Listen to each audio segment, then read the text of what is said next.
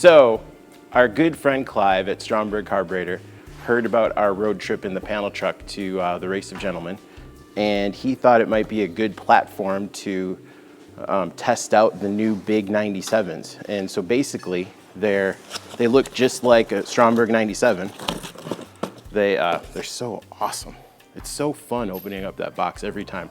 But they look exactly like a 97, but they're way bigger. So they flow, I think they're 250 CFM. And he's got these cutout ones. So you can see this is like the stock one, and this is the big boy. So what happens is, but you run a tri-power on like a big engine, something bigger than a flathead, and you don't have enough carburetor, especially if you want to run progressive linkage. So that's why, like in the old days, you would see a lot of guys with two 97s and a 94 in the middle, because you just wanted that little more flow. So these are perfect for a big motor, for a Chevy, for caddies, Oldsmobiles, nailheads, anything that needs more gas than those little motors, or in a tri-power situation. So what you have to do to make these work, like this is a new intake that takes Stromberg 97s. So what we need to do is port this out to fit the big 97. And like if you see on there, I don't know if you can see in there, but there's like that little ledge, which basically that's what we need to get rid of. That ledge is kind of like a parachute for the air and the gas. It just slows it way down. So we want to make that as close to the same size as possible. And then we're going to kind of hog out this center area. You could put this in a mill and mill this out really nicely and port it out and at least get the big chunks out. But we're going to do it with a die grinder just to prove that it's something you could easily do in your garage. So another cool thing about these big 97s is they have a vacuum port higher up in the carb, so it's above the butterflies. So a lot of early distributors like that better than the intake vacuum. Another thing that's really cool about these new big 97s is the power valve has been kind of redesigned, and it improves fuel conditioning. So it looks like the old one, but it's got kind of new guts. So it's really exciting actually, because you can't tell. It could be on a total period correct car and not stand out as being new or different, but it works really, really well. Essentially what we need to do is open up the intake to this shape. Like here's your stock 97 dimensions, and this is what we have to hog it out to. So we have to kind of bring that out and kind of bring that down, and that's called the open plenum effect.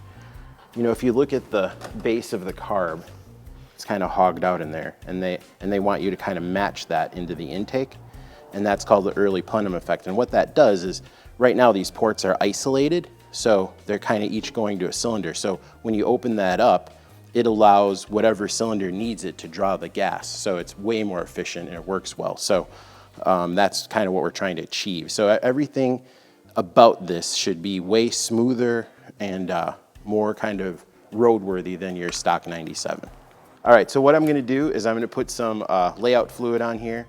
I'm gonna line up the carb gasket and trace out what I need. And then I'm gonna just go after it with my little die grinder with my aluminum bit.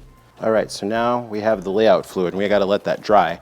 But if you were doing true port, like race car guys, they take the intake and they'll take the gasket and they'll like go right through everything. So the gasket and the intake, it's all like seamless, and they polish it all. For driving on the street, you don't need to do that. So we're just, from what Stromberg says, most of the fuel goes in the middle.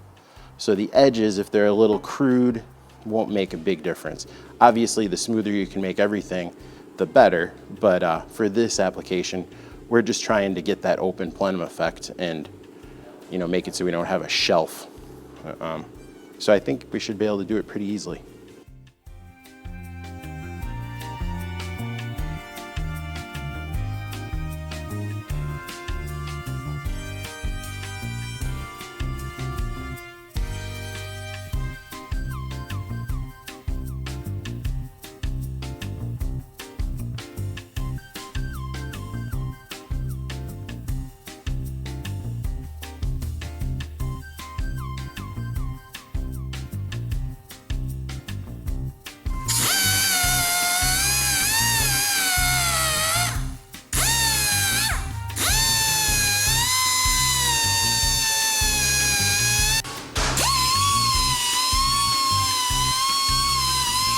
All right, so you see I'm kind of sneaking up on it a little bit.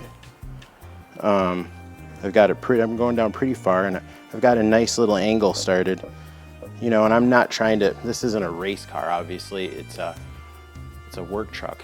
So I don't need to get crazy with it, but definitely just trying to make a smoother path for the air and the gas.